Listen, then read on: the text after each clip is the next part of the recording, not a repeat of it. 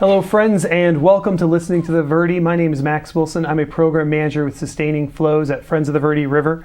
This program will inspire, engage, and inform you about everything that makes the Verde River healthy, water habitat, and community. I'm here today with Jeni O'Callaghan, owner of Rancho Tres Brisas in Camp Verde, Arizona, and president of the board of directors at Friends of the Verde River, and Chip Norton, owner of Sinagua Malt and board member of Friends of the Verde River. Thanks both of you for joining me today. Thank you. Thank you. We're glad to be here. Now, Jeni, I'd like to start with you today. You know, the river is a long and diverse place. You know, we have giant mountains on one side, all the way down to the deserts of Phoenix. But I think most people would love to hear a more personal story. And I was wondering if you could reach way back in the memory banks and tell me about your very first memory on the river. Sure. My first memory on the river where I knew it was the river, because myself has always been involved with water through, I can't remember not being in water or related to it somehow. My first memory of the river is right after my grandfather bought Tres Brisas in 1963. And we were riding horses in the bottomlands of the river. And there were these cathedral-like cottonwoods over us and birds, you know, and I was 5 years old, so I don't know what kind of birds and water and that smell, that fresh smell you get from the river. And I just remember this beauty. This is what I want to keep. So you grew up around the river then? I grew up in Phoenix, but I grew up around water, even though we're in the middle of a desert. For sure. And can you tell us a little bit more about Rancho Tres Brisas? Yeah, Tres Brisas, as I said, my grandfather bought it in 1963, and he knew the value of water. His developments in Phoenix and California were little gardens when you went into those developments, and he knew the value of water in the desert. And so Tres Brisas became a place for our family to go, to recreate, to enjoy that water, not only being part of our lives and part of our recreation, but also feeding cattle, watering cattle, causing great beauty, and being the valuable undeveloped land. And what has it meant for you to see that water continue to be here from your childhood all the way forward to your children and grandchildren now today? It's amazing. I'm very happy that it continues and that the Verde flows at our home. We are on the river. And I am happy that all three of our children and our grandchild will be able to enjoy it. We are using best practices for water delivery. We have very happy beef that have lived on Tres Brisas all their lives and are very yummy. Well, I want to come back to those best practices a little bit later in the program, but before we do, Chip, you know, you and I have known each other for a few years now. I've heard a lot of great stories about crazy places all over the U.S. from you, amazing rivers and creeks that you've been on. But you've chosen to spend a lot of your life working on the Verde itself. And I was wondering if you could tell us why the Verde? Why this river out of all the rivers that you could possibly work to save? Sure. Well, in the early 90s, my wife and I were both living and working in Phoenix. And then we would travel to great places, mountains and rivers, and you know, really get a good taste of things, and, you know, a lot of continents. And we decided that we wanted to move to a small town, and either had to be in the mountains or next to a river. And at the time I was doing a project, and my project manager was a member of a family that was a pioneer family in Camp Verde. And he said, you know, my uncle is selling some farmland down along the river in Camp Verde. You might want to go look at it. And so we went and looked at the Verde, and I had some history with the Verde because my family's from Payson, and we used to have family picnics on the East Verde River and all of the tributaries up there. So I really loved that. And Kathy, my wife, went down there, looked at the river and said, this is the place. But I was like, no, we have to do due diligence. We have to look at a lot of different places, which she suffered through. And then we bought the place, and about 2 weeks later, we did a 1-week canoe trip down through the wild and scenic. And, I don't have her instincts for knowing this was the place, but it was definitely the place. Since then, I've probably done at least 30 trips down through the wild and scenic, multi-day trips. And then, I had other rivers to compare it to, and it is very unique and special, especially the biodiversity and just the life here. Like, there are a lot of rivers that may be considered more scenic, but I've never been anywhere except perhaps Central America where there were as many living things all just in this special corridor. And I still, it just awes me to get in the middle of that. Can you tell us a little bit more about that first trip? I'd love to know what it was like the first time you went down and saw that area. Well, one thing is we were in a divorce boat, husband and wife in a canoe, tandem canoe. What could go wrong? I don't recommend that to anybody, but there was so much wildlife. We were seeing javelina, bear, birds, bald eagles, birds of prey, and we would go, as Jenny described, we'd go through these corridors, like just tunnels of life with, we did it in the spring, the flows were up, there were exciting rapids, so there was adrenaline, and just birds everywhere. There was stuff in the brush everywhere. It just felt like the African queen going down through there. And I can tell you that if you spend 4 or 5 nights or more on the river, you start off just talking, downloading, and at the end, you're doing less talking and more listening, which is why I love the theme for these interviews you're doing, because then when you start listening and then you start dreaming about water, and it's just a good place to spend that time. I'd like you to hold that thought for just one moment, because we do have to take a break. In a moment, we'll be back to talk about some of the threats facing this river and what we're all doing to try to save it. So join us on the other end. This has been Listening to the Verde.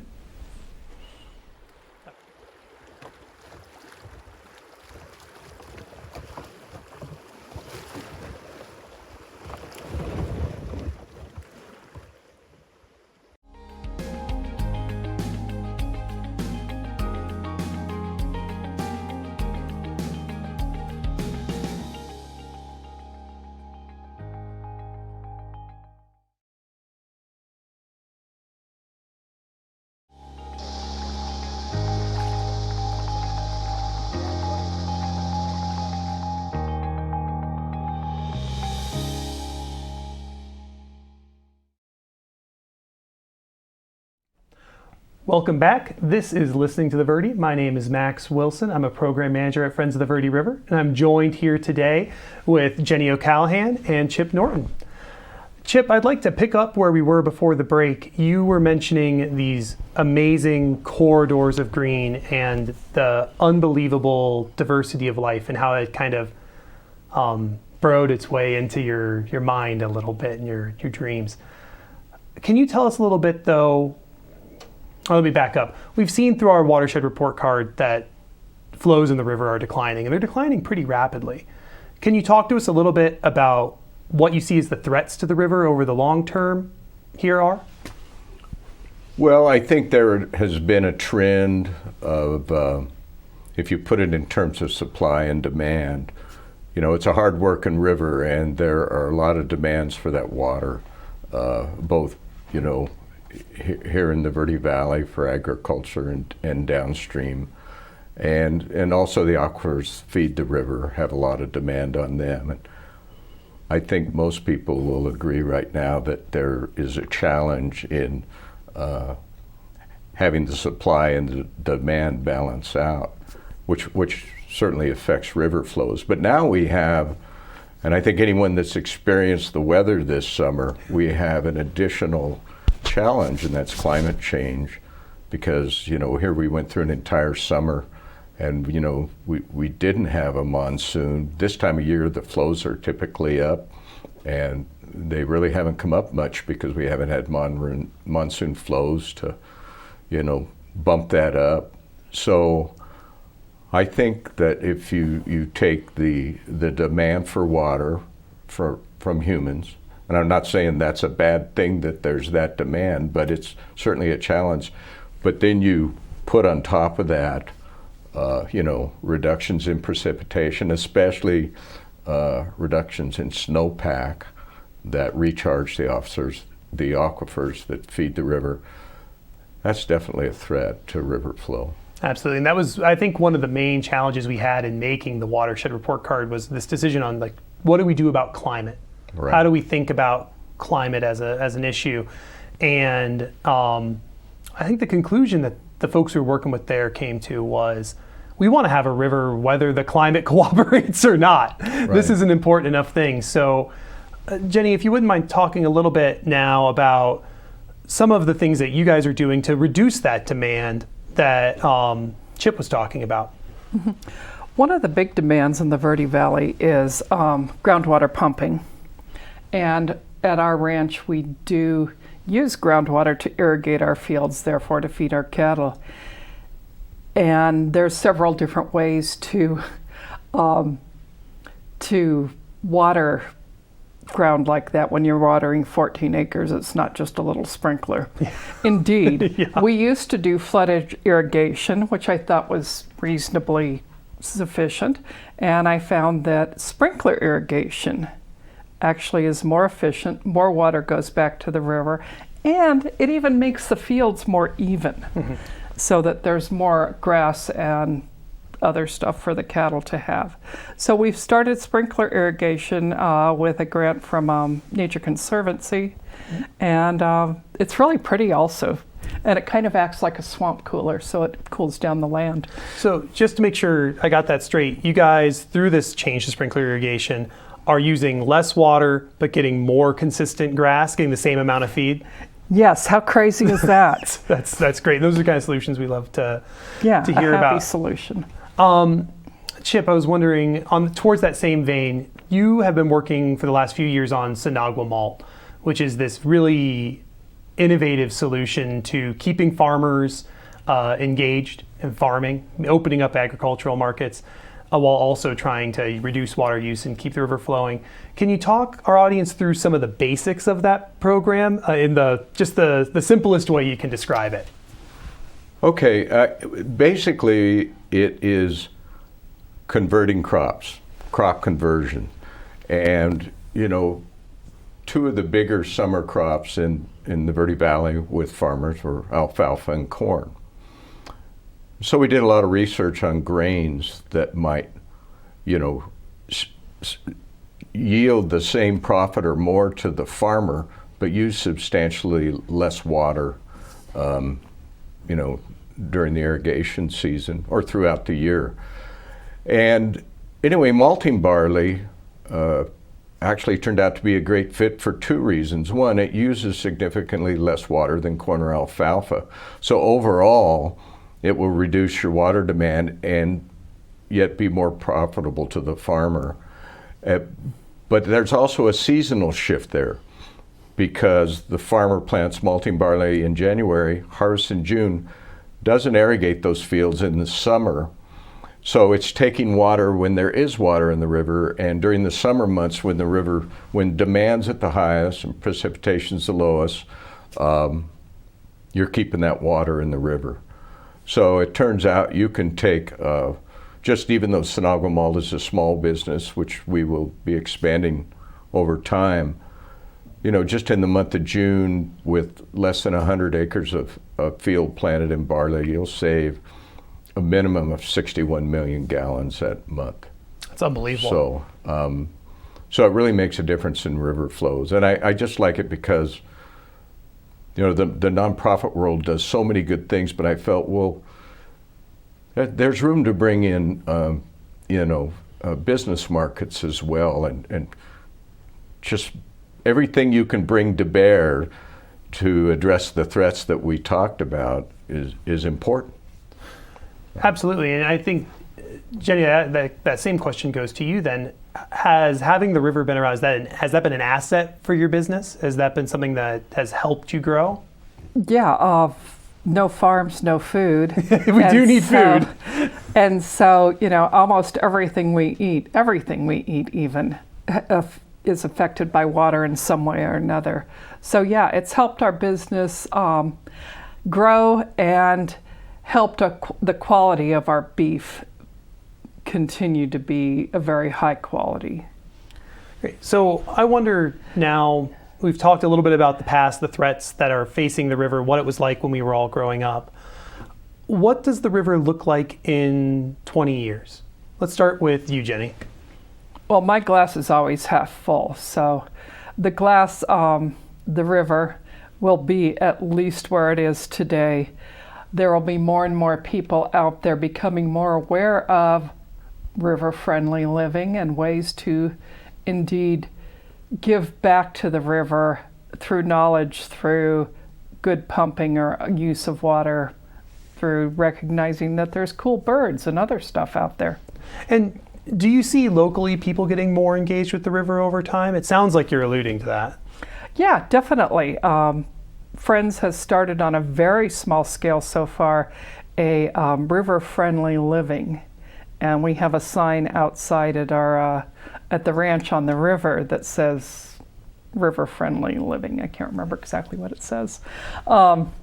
Anyway, and people have already started asking about that and how they become a river-friendly place. So they're wanting to know, they're wanting the steps to take care of the river. Okay, so I think I'll echo that question back over to you now, Chip. What does the river look like in 20 years? Well, my vision is that it looks like it does today. I don't think we're in a position to bump flows up with the climate being the way it is right now and the population increasing.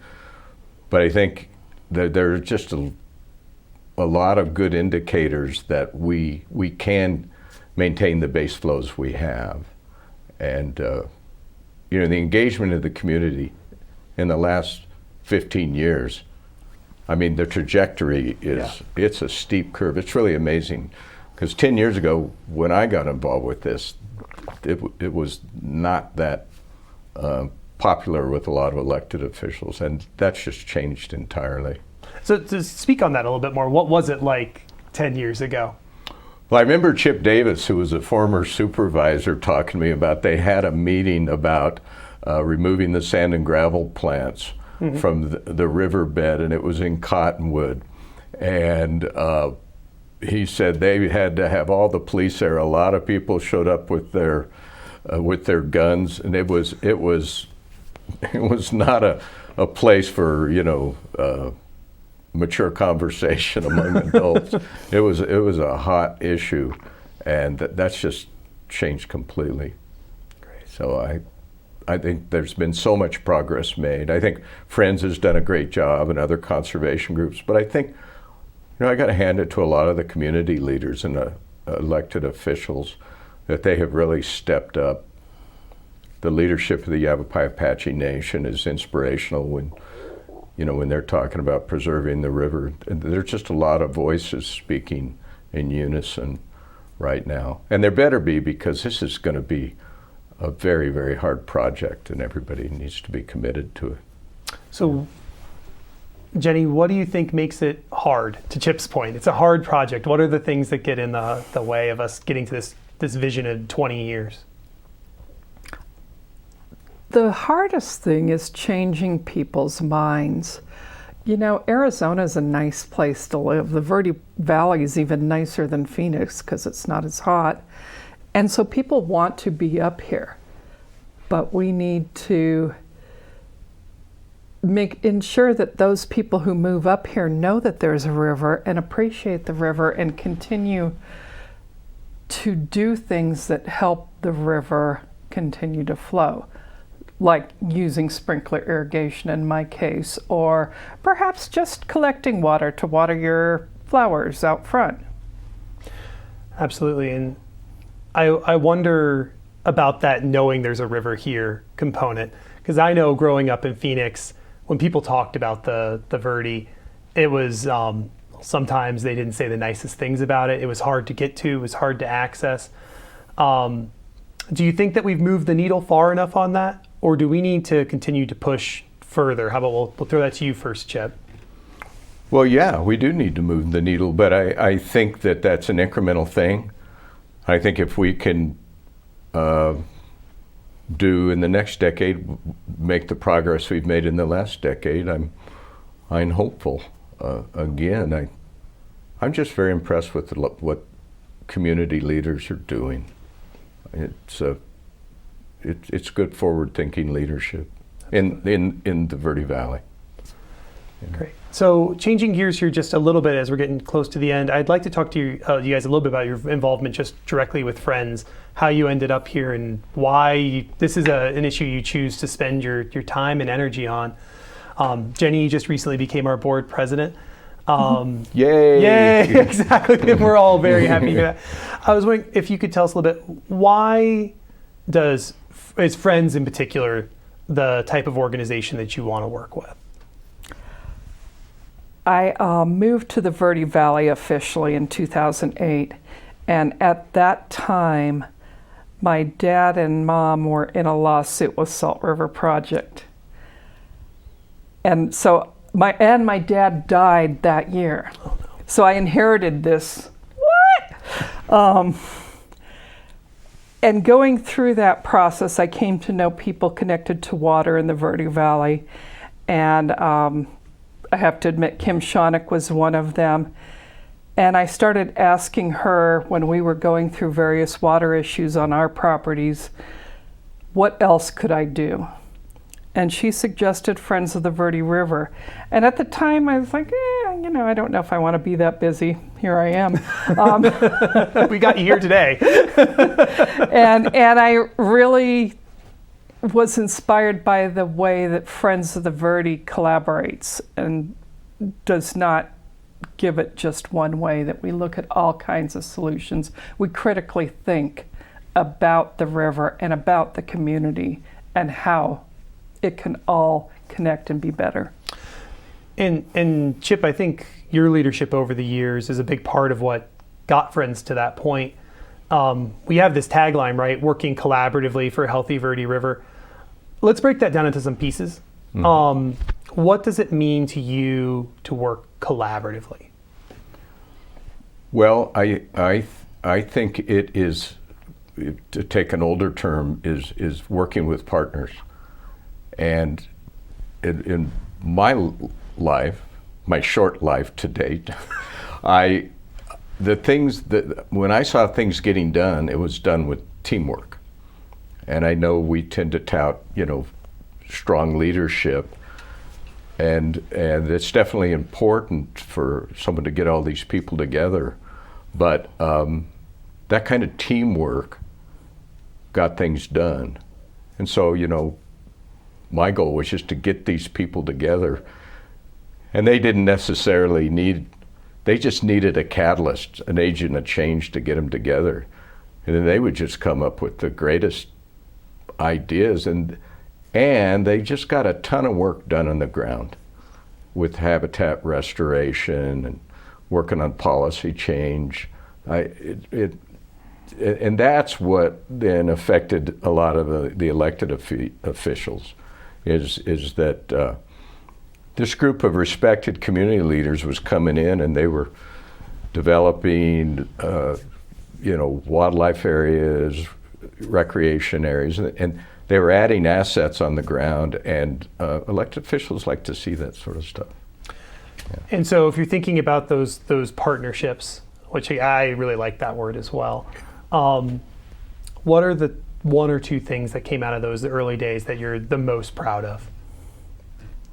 Well, I'm actually proud of what other people did. And I'm just proud of the people that stepped up and worked so hard, like to improve wildlife habitat on the Verde River, and then just, to start thinking about how we could work with the local community to conserve water, to do things like what Jeni's family has done and a lot of other folks is, what can we do to make sure that the river keeps flowing? Because it's in our best interest to keep the river flowing. And I'm just proud to know those people. I'm proud to know Jeni and you, these folks that are working so hard to do this. So. Well, we are running out of time here, but Jeni, I think it'd be really nice to give you the final word here today. Why should people care about this river? It's a ribbon of life in a desert. We live here in this desert, and there is life up on the high ground that's related to that river, but there's this wonderful ribbon that promotes birds, it promotes farms, it promotes homes, and we need to keep it that way so we can continue a great lifestyle. Well, thank you so much for that. I think that's a wonderful note to end on today. This has been Listening to the Verde. I was joined today by Jeni O'Callaghan, owner of Rancho Tres Brisas in Camp Verde, Arizona. Chip Norton, owner of Sinagua Malt in Camp Verde, Arizona. Thank you for joining us today. We'll see you next time.